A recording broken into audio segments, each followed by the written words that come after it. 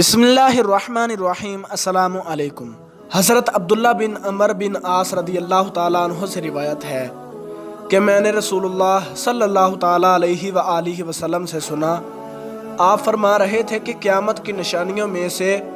سب سے پہلے جس کا ظہور ہوگا وہ آفتاب کا طلوع ہونا ہے مغرب کی طرف سے، اور لوگوں کے سامنے چاشت کے وقت دابۃ الارض کا برآمد ہونا ہے، اور دونوں میں سے جو بھی پہلے ہو دوسری اس کے بعد متصلاً ہوگی۔ حضرت ابو ہریرہ رضی اللہ تعالیٰ عنہ سے روایت ہے کہ رسول اللہ صلی اللہ تعالیٰ علیہ وآلہ وسلم نے فرمایا، قیامت اس وقت تک نہیں آئے گی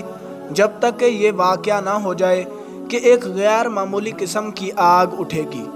حجاز کی سرزمین سے، جو روشن کر دے گی شہر بصرہ میں اونٹوں کی گردنوں کو۔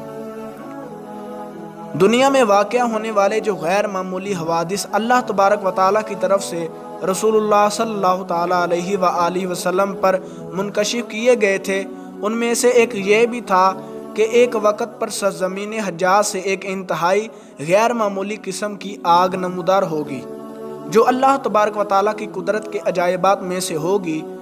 اس کی روشنی ایسی ہوگی کہ سینکڑوں میل دور تک ملک شام کے شہر بصرہ کے اونٹ اور ان کی گردنیں اس روشنی میں نظر آئیں گی۔